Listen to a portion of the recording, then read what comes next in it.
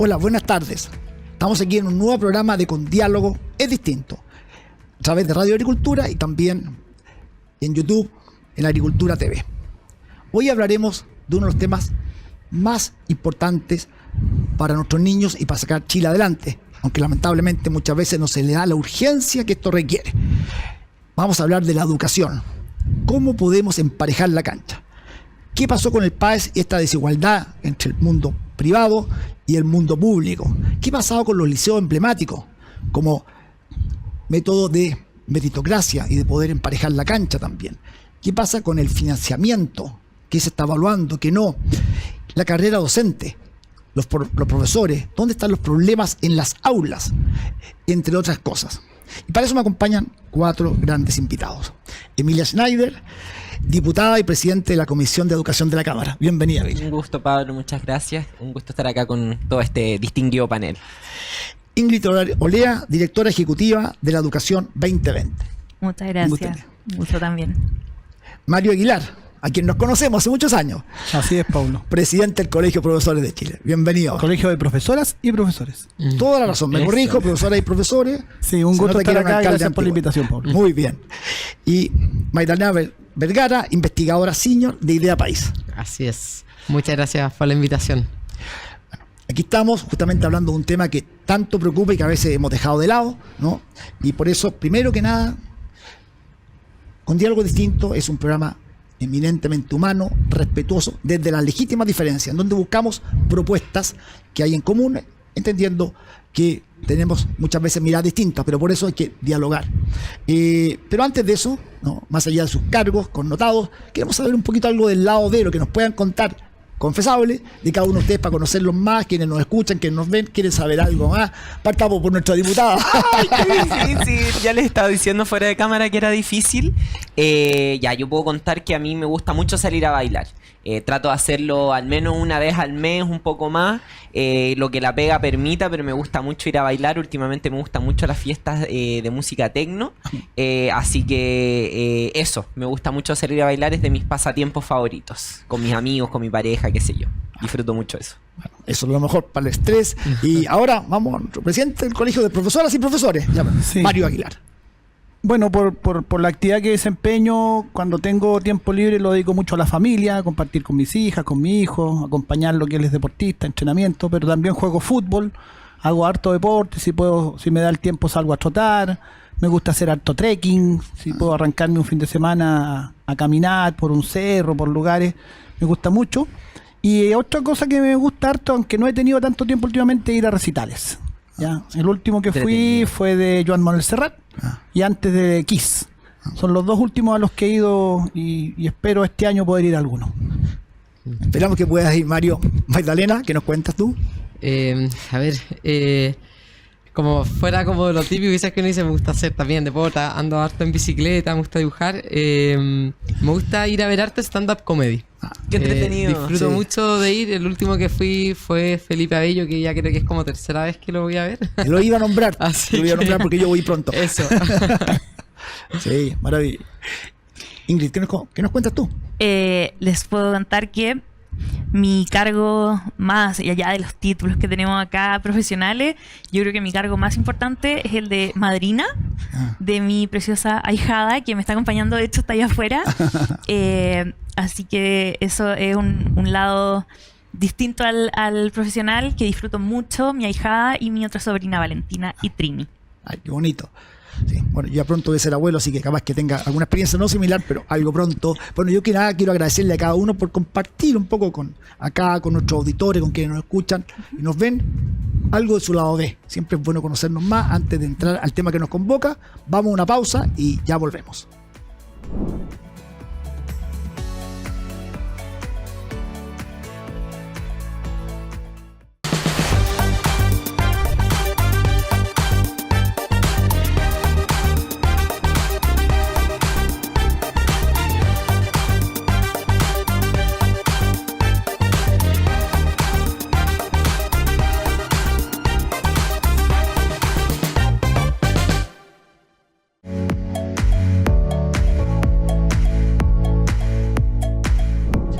Estamos de vuelta aquí en nuestro programa Con Diálogo Distinto, hablando de un tema que para todos es muy importante para el futuro de nuestro país, la educación. Pero antes saludar a uno de nuestros auspiciadores, me refiero a AFP Capital, que hay un servicio para cada etapa de su vida, porque nuestro compromiso es acompañarte en tu presente y tu futuro. Y justamente por eso, para hablar de compromiso, para hablar de soluciones, nos acompaña en nuestro estudio Emilia Schneider, diputada y presidenta de la Comisión de Educación de la Cámara, Magdalena Vergara, investigadora senior de Idea País, Mario Aguilar, presidente del Colegio de Profesoras y Profesores, y Ingrid Olea, directora ejecutiva de la Fundación Educación 2020. Y bueno, en un contexto rápido, como todos sabemos, y por eso nos preocupa la educación, entre otras cosas, un tema que lleva mucho tiempo. Acabamos de saber hace poco tiempo atrás los resultados del PAES, que mostraron una creciente inequidad entre los establecimientos públicos y privados.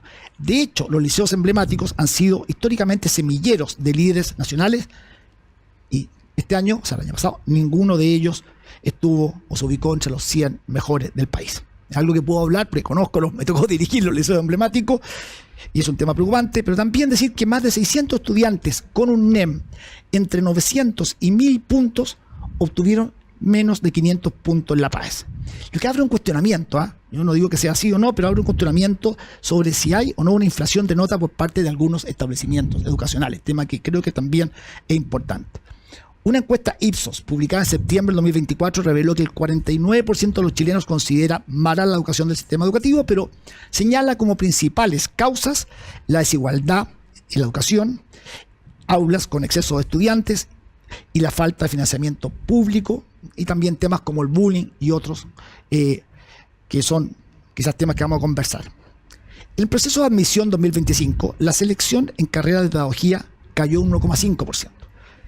¿Qué es preocupante? Porque en 2020 Elige Educar estimó un déficit de 26.000 docentes para el 2025 y que esto podría aumentar a 33.000 docentes de déficit en el 2030. También, por otra parte, se ha creado, Mario lo conoce muy bien, una carrera docente, etcétera, buscando tener mejores puntajes, pero sin embargo se observa lamentablemente que los mejores alumnos no postulan a pedagogía. ¿Qué pasa ahí? Es un tema crucial. Los profesores son la clave, ¿no es cierto?, de una buena educación. Y también, como todos saben, la semana del 20 de enero, el proyecto de ley para saldar la deuda histórica de los profesores, tema por todos conocido, fue aprobado por unanimidad en la Comisión de Hacienda del Senado, pasando a discusión general en estos días. Se aprobó en sala también. También se aprobó en sala. Ya es ley. Ya está listo. Por eso vino aquí Mario. Ya, ahora entendemos. Un tema que uno conocía. Bueno, frente a esto, y desde su perspectiva, muy corto porque queremos entrar a las propuestas, pero ¿cuáles son las principales causas de esta inequidad? O sea, hablemos de calidad de la educación. Así que, Magdalena. Bien, o sea, a ver, aquí hay harto dato, pero quizás si uno lo quisiera como resumir en algunos puntos, y para eso la PAES nos muestra algo. El dato más relevante de la PAES quizás es que a pesar de los cambios que han habido en la prueba de admisión a la educación superior, las brechas siguen intactas. Y eso algo nos dicen. Y la primera respuesta a mi juicio es que, por supuesto que una prueba no va a lograr dar solución a los problemas que se están viviendo a nivel parvulario y a nivel escolar. Los problemas de nivel parvulario y escolar se resuelven efectivamente en esas instancias y se resuelven con aprendizaje. Si nosotros no ponemos el foco en los aprendizajes, difícilmente vamos a tener resultados distintos a los que hemos tenido hasta ahora. Y creo que llevamos más o menos 10 años estancados, si uno puede decir, como en términos de resultados de aprendizaje. En gran medida creo que es porque nos olvidamos de ello. El foco no ha estado puesto en la sala de clases, no ha estado puesto en que los niños aprendan, sino que ha estado puesto en otras grandes reformas estructurales, en otros ámbitos que han olvidado un poco eso que a mi juicio es por lejos lo más relevante. Entonces, efectivamente, se hizo la ley de inclusión, ¿no es cierto? Se avanzó en el SAE, eso ha traído ciertos conflictos, salas más heterogéneas por de pronto, que también hacen más difícil muchas veces la labor del profesor, la labor de directivo desde ámbitos de convivencia, otras cosas. Cuando hablamos de la nueva educación pública, hoy día nosotros vemos, por ejemplo, que de los estudiantes que tienen bajo 500 puntos, los SLEP lamentablemente son los que tienen mayor cantidad de estudiantes bajo 500 puntos de la PAES. El 32% versus, por ejemplo, un particular subvencionado que es 18%. siguen habiendo ámbitos difíciles, ¿no es cierto? Pero hay ámbitos que, como decía, nos hemos dedicado a las grandes políticas estructurales. Obviamente eso no quiere decir que no habían problemáticas ahí, pero en esas grandes políticas estructurales olvidamos los aprendizajes. Y eso es lo que a mí me parece preocupante, y eso uno lo ve en distintos ámbitos. Incluso lo podemos ver respecto de cuál es el foco del actual ministerio, ¿no es cierto? Mientras la reactivación educativa, por ejemplo, está enfrentando desafíos gigantescos. Acaba de aparecer un informe de Contraloría que habla de la subejecución presupuestaria, que habla de la falta de cobertura, etcétera. Nosotros vemos que el foco está puesto, por ejemplo, en sacar adelante el FES, el nuevo CAE, ¿no es cierto?, el reemplazo, en otros ámbitos, en seguir aumentando el presupuesto en educación superior, y no así en parvularia, que lamentablemente se sigue disminuyendo. Ok, vamos aquí lo más cortito con el diagnóstico, Sí. diputada, para después entrar a la propuesta. Solo Sí. un pequeño punto respecto a lo que decía Sí. Magdalena antes de entrar propiamente en mi respuesta. Cuando nosotros iniciamos todo este proceso legislativo en el que a mí me tocó asumir como presidenta de la Comisión de Educación, nosotros hemos sacado distintos proyectos adelante y el gobierno ha presentado distintos proyectos. Uno para mejorar la nueva educación pública, para modernizar la educación parvularia, que podemos discutir si son suficientes o no. Pero decir que terminar con el CAE o la educación superior es el único foco del gobierno me parece que es un error. Y por lo demás, si ahorramos más de todo lo que gastamos por concepto de CAE hoy día, podemos invertir mejor en educación inicial. Entonces todo esto está interconectado porque es un sistema con distintos niveles de educación, ¿no? Entonces creo que también hay que tener cuidado ahí, porque una prioridad que se ponga en una reforma no significa que se descuiden otros aspectos, ni mucho menos que efectivamente estemos descuidando otros aspectos de la educación.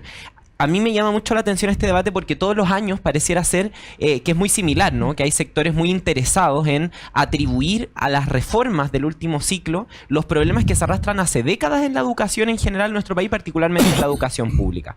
El segundo punto que quiero hacer es que los resultados de la PAES muchas veces se presentan a la ciudadanía a través de ranking de pruebas estandarizadas.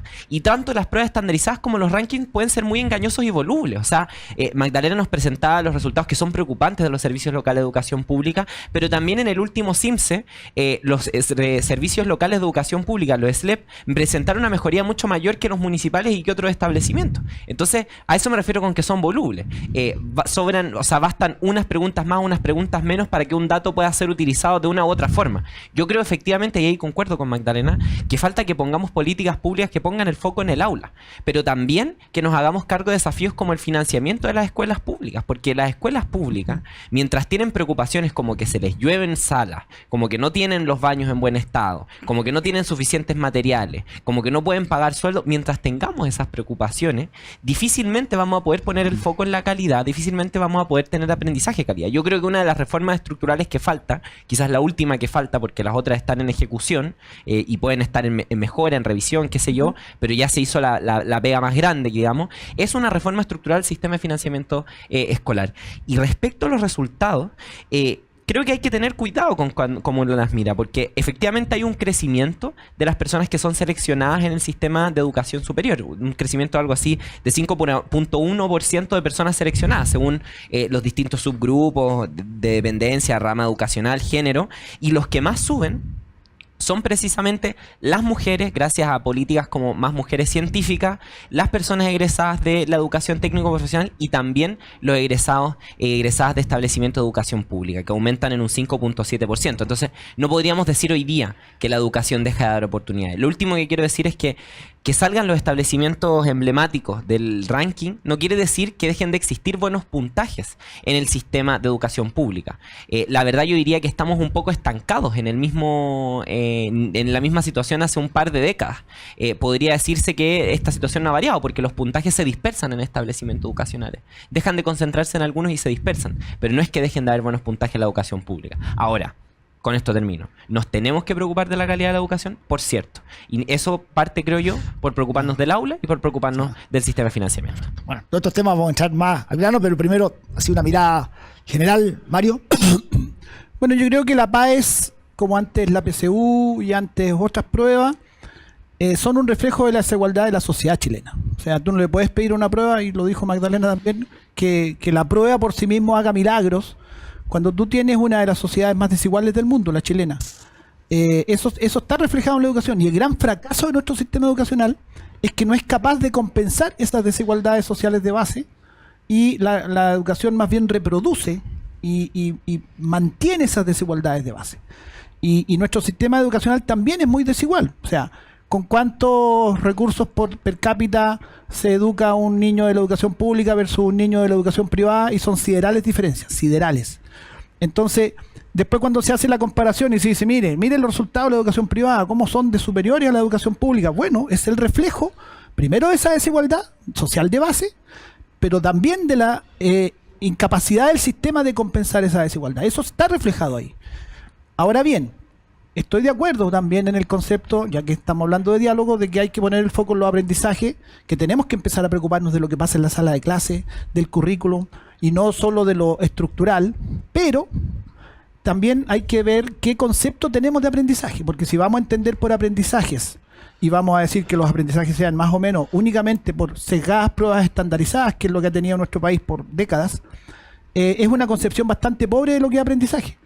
También es aprendizaje aprender a convivir. También es aprendizaje aprender a manejar las emociones. También es aprendizaje aprender a no discriminar. También es aprendizaje aprender a la no violencia en la forma de convivencia entre las personas. Todo eso son aprendizajes. También es aprendizaje el autocuidado y la salud física. Todo eso no está medido en el sistema. Entonces, nosotros tenemos un sistema excesivamente estandarizado, y esto hay estudios comparados con otros países en donde Chile es probablemente el país más estandarizado en educación y con más altas consecuencias de esas mediciones, que finalmente terminan dañando la educación. Hay harto estudio. Recientemente fui a presentar un libro que se hizo ese estudio comparado con expertos de varios países, y Chile e Inglaterra aparecen como países con serios problemas a partir de un sistema excesivamente estandarizado. Entonces también, si queremos poner el foco en el aula y en lo que pasa con los aprendizajes, tenemos que entrar a debatir este sesgado y muy pobre concepto de aprendizaje que hemos tenido en Chile por décadas. Y cambiar el enfoque del concepto de calidad. Así es, absolutamente. Estoy de acuerdo. Ingrid, en tu diagnóstico un poco, si quieres tomar esta idea del enfoque del concepto de calidad y aprendizaje. Sí, bueno, yo creo que acá hay muchos diagnósticos compartidos respecto a lo que, como a la mirada que tenemos pese a las posiciones quizás distintas. Yo, primero, con respecto a las brechas y a las desigualdades, yo estoy muy de acuerdo con lo que plantean respecto a que, primero, los resultados que tenemos a la vista sí son un motivo que debiera como preocuparnos a todos. Es una brecha la brecha entre colegios particulares pagados, colegios públicos, es escandalosa, y eso sí debiera ocuparnos a todos, y que esa brecha no haya logrado cerrarse en tanto tiempo también lo encuentro muy preocupante. Y segundo, también desde lo que nosotros vemos en el trabajo que hacemos en los colegios, en las comunidades, desde Educación 2020, nosotros también en esta idea de vivimos en una sociedad desigual y eso genera que el sistema educativo sea desigual. A mí me gustaría también poner sobre la mesa un punto de que actualmente hemos transitado a estar en una sociedad que tiene más problemas de violencia, y eso ha generado una consecuencia directa que los colegios han tenido que enfrentar con pocas herramientas muchas veces, que son las situaciones de convivencia escolar. Las situaciones de convivencia escolar hoy día, en lo que vemos nosotros, los equipos directivos, los sostenedores, están no estaban necesariamente preparados, no necesariamente tienen las herramientas. O sea, uno no le puede pedir al docente que sea también la trabajadora social, la psiquiatra, la psicóloga de los estudiantes que están ahí.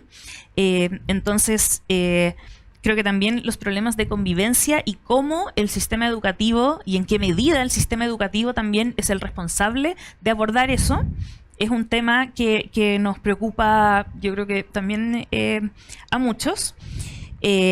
Con respecto a esta como quizás dicotomía que se plantea a veces entre como las políticas estructurales y los aprendizajes, yo creo que es una falsa dicotomía. Al final lo que está pasando en el aula está absolutamente influenciado por lo que pasa en la estructura alrededor.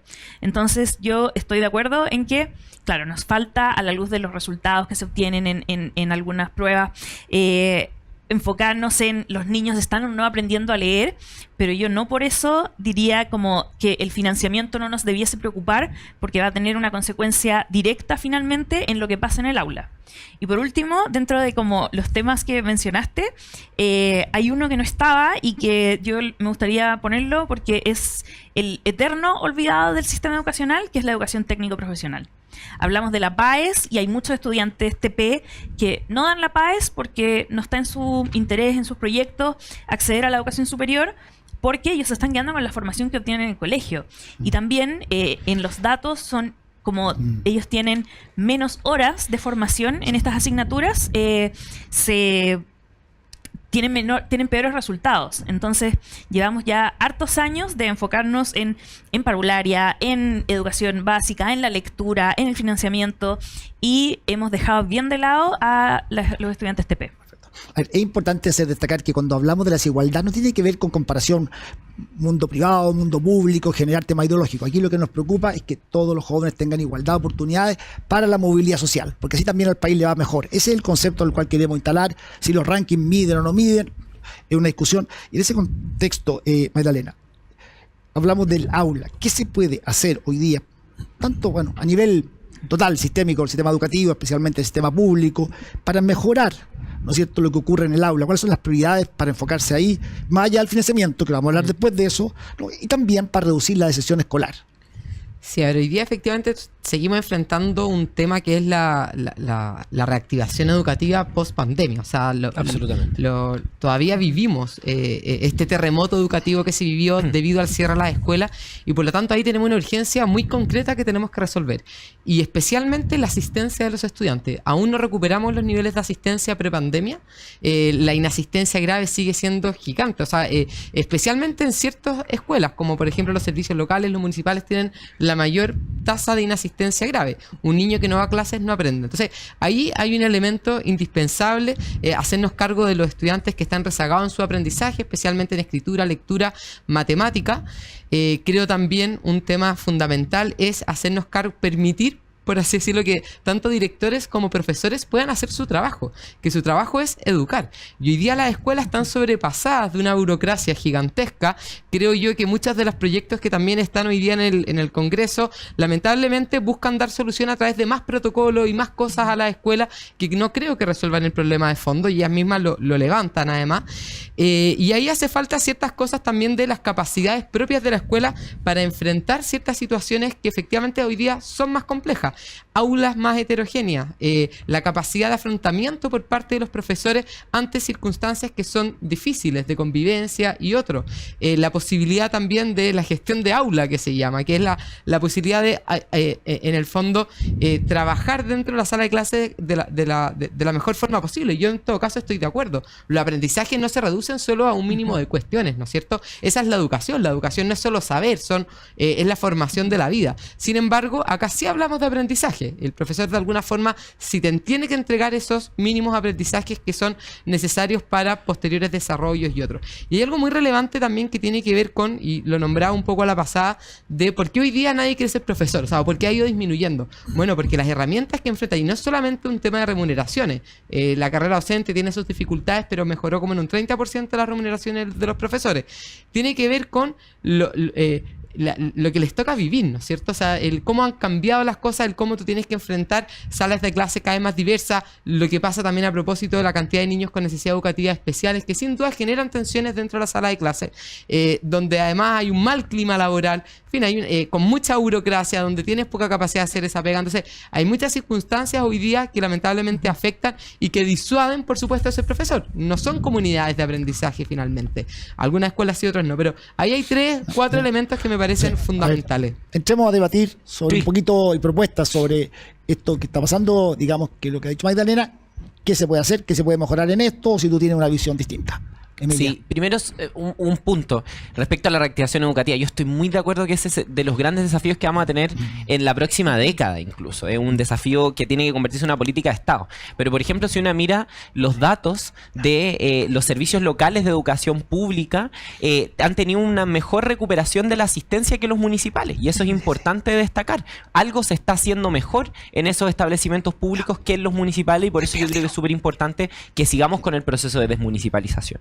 Eso es algo que primero quería decir. Estoy muy de acuerdo también con lo que decía Ingrid respecto a que la violencia también es la violencia, el bullying, la discriminación son también aspectos que afectan en la calidad educativa. Por eso este año también sacamos el proyecto de convivencia educativa de la Cámara de Diputados y Diputadas. Ahora se encuentra en el Senado. Espero que pronto se pueda aprobar para tener una herramienta para apoyar mejor a las escuelas. Yo ahí discrepo con Magdalena de que esto sea más burocracia necesariamente, porque hemos recibido a los gremios de la educación, a comunidades educativas de la Comisión de Educación, y muchas veces, y la mayoría de las veces, los gremios nos piden estos proyectos, los apoyan, y precisamente eso es lo que me parece importante. Yo quiero recuperar... Espera, un minuto. Sí. Es que tengo que agradecer a la Magdalena y por razones forzosas tiene que irse, así que... Perdón. Tendríamos muchas otro programa. adelante. No te preocupes, Magdalena, que Pero estás bien. muchas gracias, que estén bien. Aquí, Estamos bien. Mario, si quieres sentarte acá, acompañarnos. Bueno, Yo yo creo tengo que que ir en un ratito más, pero Sí, sigamos, vamos a ir rápido. Cuidado, Vamos. Mario, con Ay, el- dale, vamos. Siga, Emilio, nomás, Sí, vamos. no, para seguir, yo creo que hay varios aspectos que podríamos hacer. Yo comparto mucho la falsa dicotomía que decía Ingrid, entre las reformas estructurales y el aula. Yo creo que además del sistema de financiamiento es muy importante que veamos aspectos como la carrera directiva, que es algo que tenemos muy pendiente en nuestro país, el apoyo a los docentes, a la y los docentes, una reforma al sistema de aseguramiento de la calidad, donde ahí yo creo que hay que sacar el foco, como decía Mario, de las pruebas estandarizadas, de los rankings, y pasar a tener un foco mucho más sustantivo en torno a lo que significan los aprendizajes. Y por cierto, dar más espacio a la innovación pedagógica y también a revisar los proyectos educativos, porque hoy día es clave que los proyectos educativos, que el currículum le haga sentido a las y los estudiantes para los desafíos que tienen en el presente. O sea, yo creo que si los emblemáticos hoy día tienen un problema de calidad, tienen un problema de matrícula, no es solamente porque haya violencia, no es solamente por el deterioro natural, por la falta de inversión en la educación pública, sino que también es porque esos proyectos educativos han dejado de responder a las necesidades y a las inquietudes y a los deseos de las y los jóvenes. Y yo creo que eso es algo que también tenemos que plantearnos como sociedad. De todas maneras, yo creo que ahí, y lo último que quería decir, me parece que es muy importante lo que decía Magdalena respecto a los desafíos que plantea la ley de inclusión, porque precisamente esto se vincula con el sistema de financiamiento. Nuevos estudiantes con nuevas necesidades y nuevas realidades te involucran más financiamiento. Hay un ejemplo muy concreto, o sea, estudiantes en situación de discapacidad. Y una necesita tener una infraestructura profesional técnico para abordarlo, y muchas veces los establecimientos educacionales no lo tienen. Mario, bueno, con respecto a lo que ha dicho Emilia, pero también una cosa, ¿cuál es la evaluación que ustedes tienen como colegio de profesoras y profesores sobre los SLEP en comparación con un tema tan, ¿no es cierto?, promovido por ustedes, también la desmunicipalización? Porque además hay muchos alcaldes que no quieren todavía, o quieren mantener los colegios, digamos, con ellos. sí. Bueno, nosotros hemos sido críticos del sistema SLEP. Fuimos críticos cuando se estaba como proyecto de ley tramitando, y anticipamos varios de los problemas que tiene hoy. Nosotros fuimos a exponer al Congreso en su momento y dijimos públicamente nuestras dudas que teníamos, y lamentablemente, ojalá no hubiéramos equivocado, pero mucho de lo que hemos planteado se ha confirmado. Y básicamente tiene que ver con que hay un problema de financiamiento. Ciertamente el tipo de financiamiento de la educación pública no puede seguir siendo voucher por asistencia media. Nosotros creemos que eso no aplica bien para la educación pública. Tiene problemas con que el sistema sigue siendo muy poco integrado.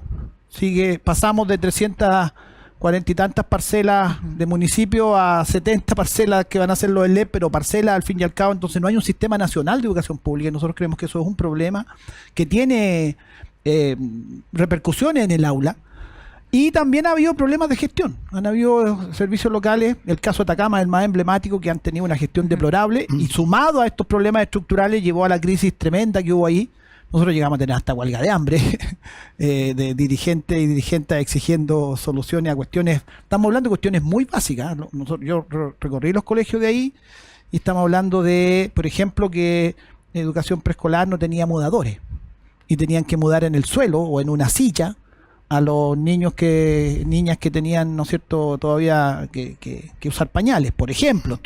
Baños absolutamente insalubres, salas que estaban pero cayéndose a pedazos, falta de material pedagógico básico. Tú tienes todavía tienes SLEP, no el de Atacama, pero otros donde en la sala de clase hay una temperatura cercana a 0 grados en invierno. ¿Y qué proponen ustedes?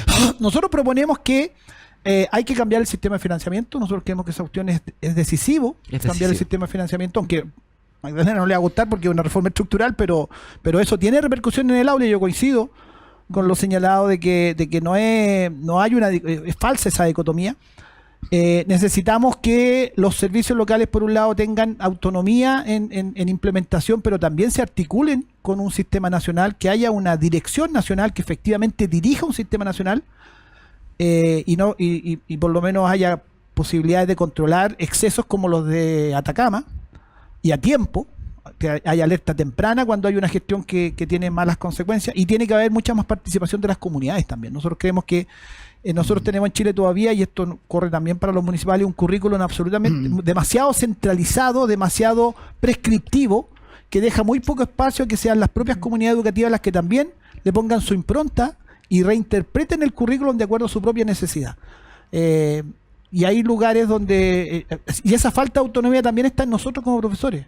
A nosotros se debería confiar más en nosotros como docentes, porque somos los que conocemos lo que pasa en el aula, conocemos a los estudiantes, y muchas veces hay cuestiones que tú tienes certeza que habría que hacerlo de un determinado modo, pero está prescrito hacerlo de otro modo, y no puedes hacer esa innovación o ese cambio que seguro, estamos ciertos, ahí resultaría, pero no, tienes que pedir permiso, y el permiso es una burocracia enorme a veces.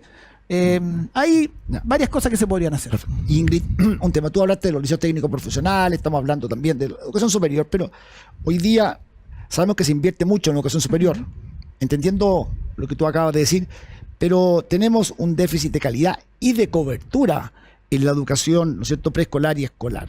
¿Qué crees tú que se debe hacer ahí? ¿Cuál es el foco?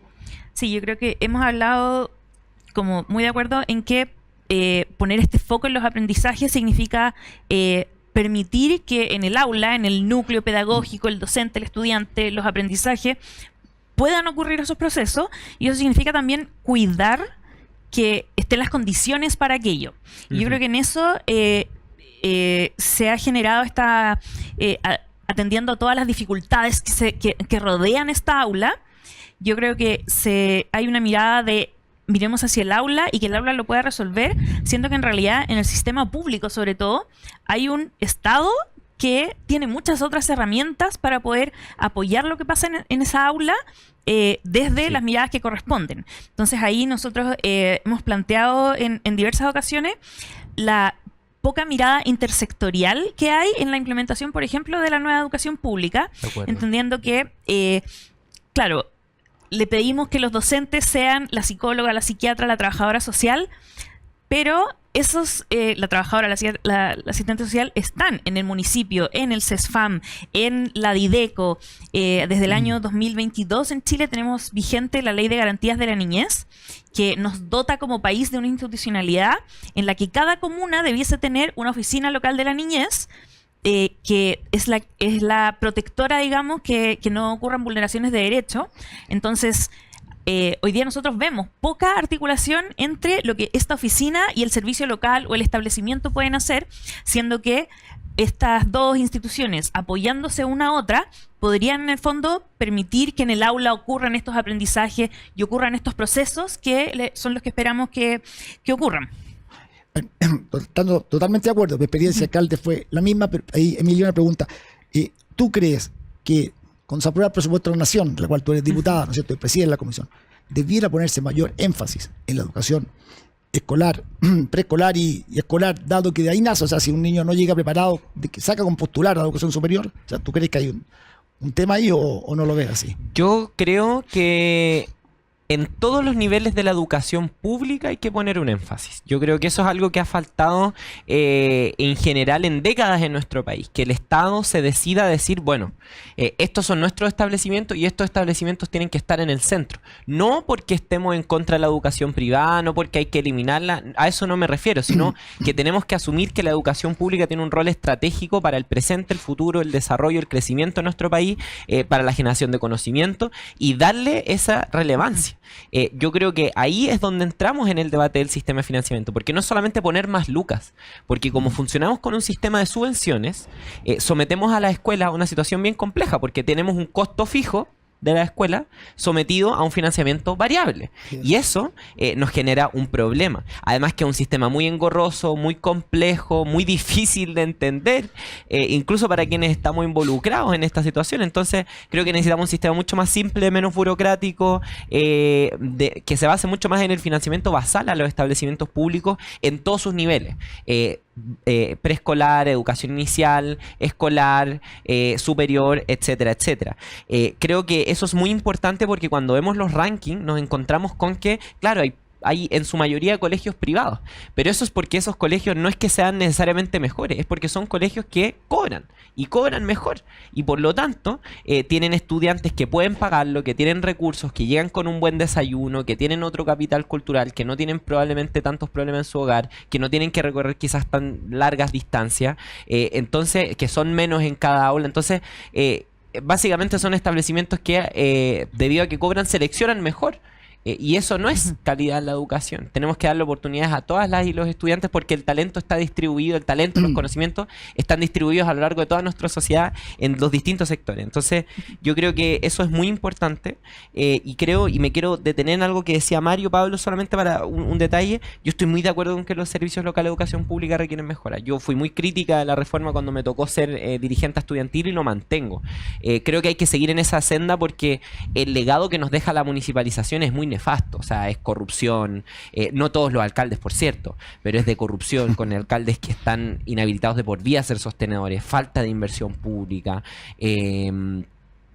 falta de preocupación y de infraestructura para acompañar los aprendizajes por parte de las municipalidades, etcétera, etcétera, etcétera.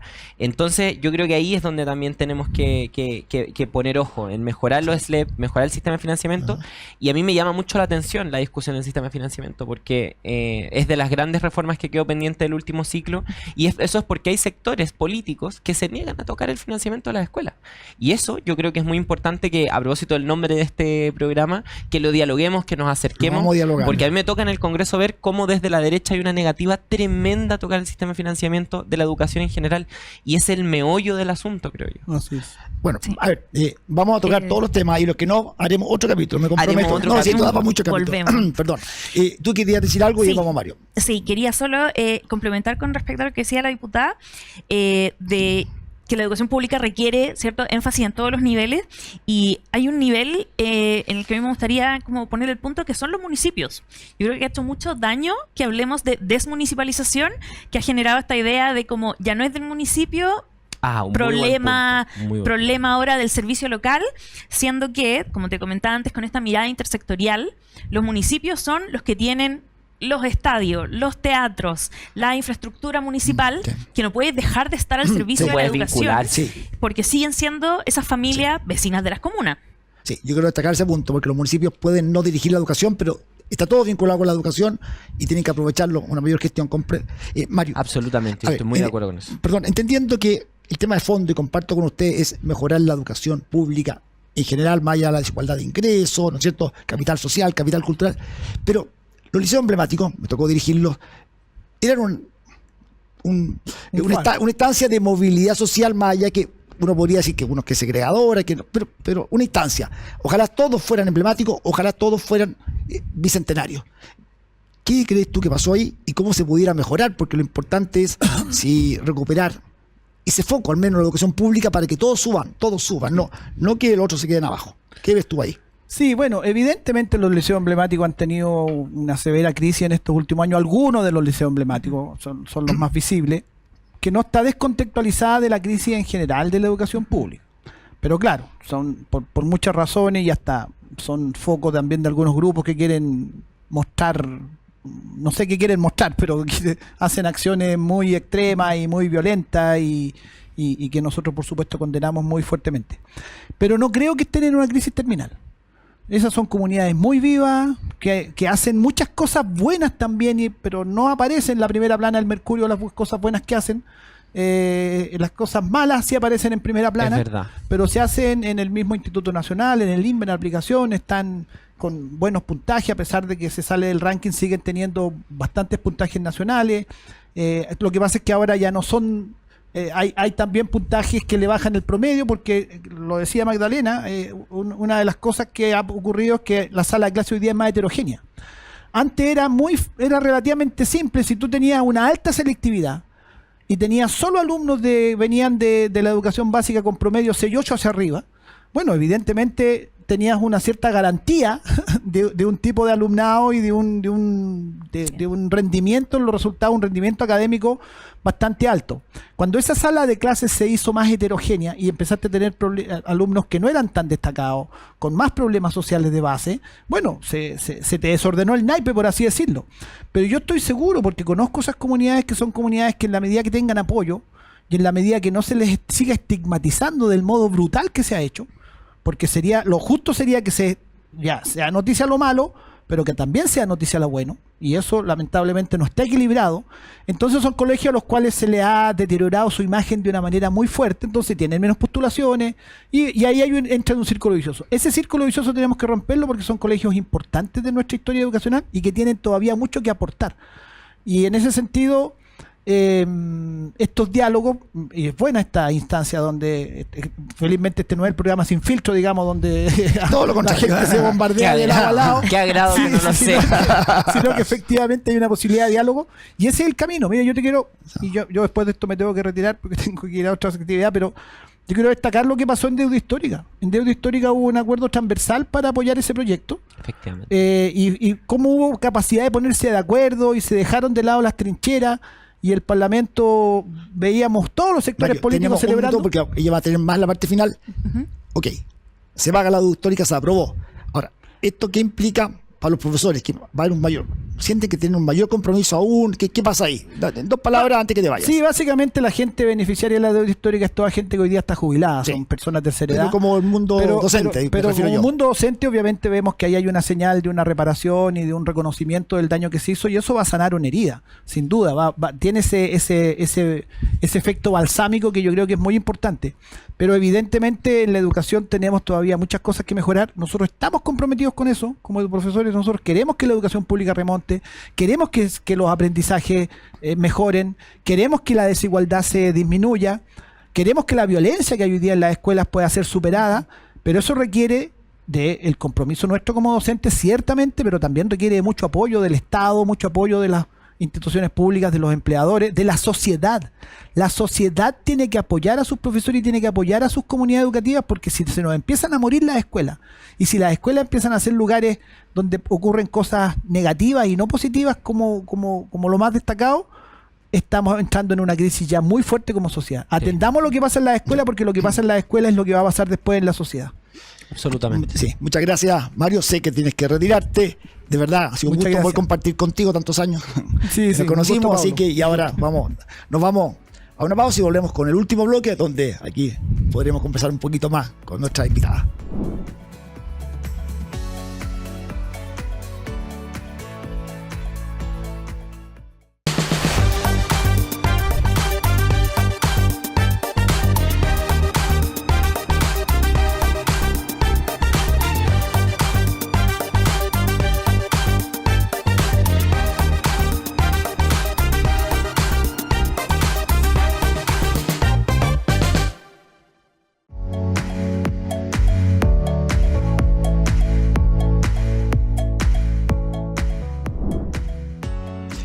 Estamos de vuelta en nuestro último bloque Con Diálogos Distintos, hablando de educación, un tema tan trascendental para el futuro de nuestros jóvenes y para equiparar la cancha, ¿no? Y así producir que no solamente a través de la meritocracia puedan tener una sociedad más justa, ¿no? Y con mayores oportunidades.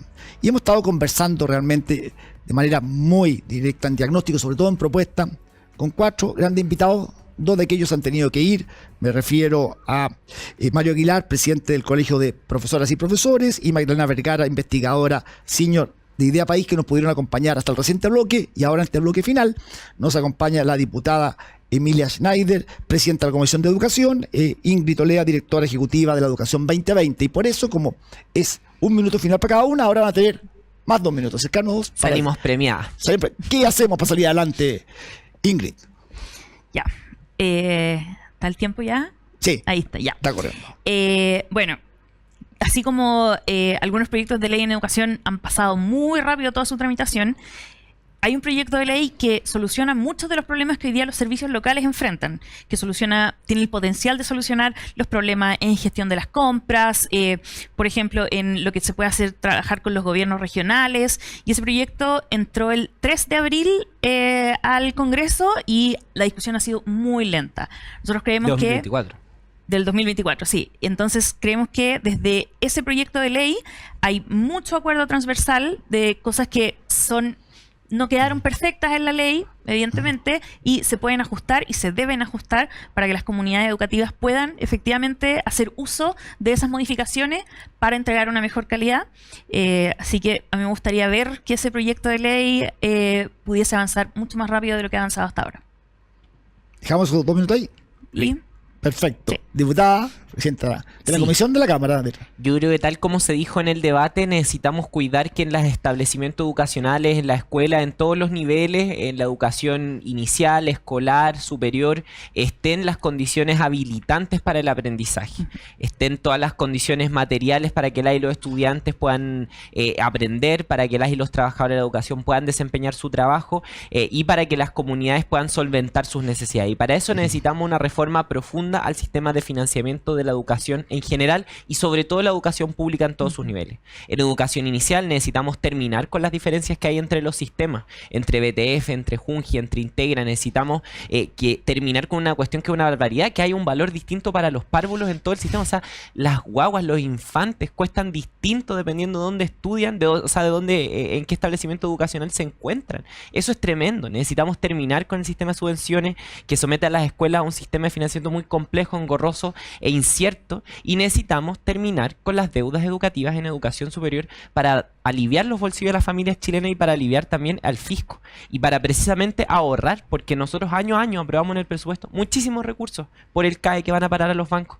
Eso lo podríamos gastar en educación inicial, en educación escolar, en innovación y desarrollo. Entonces creo que por ahí va la cosa. Bueno, antes que nada, muchas gracias a ustedes y también a quienes estaban antes con nosotros por participar de una forma valiente, pero sobre todo respetuosa, respetando las legítimas diferencias, y también a quienes nos escuchan por la Radio Agricultura y quienes nos ven a través de las otras plataformas, y decirles que también pueden ver nuestro programa a través de otras redes sociales, como por ejemplo @con diálogos distintos, en Instagram, en Facebook y ahora en Spotify y en Apple Podcast, entre otras cosas. Y como siempre, lo esperamos el próximo domingo con un muy buen y gran programa de Con Diálogo es Distinto a las 12 horas. Muchas gracias.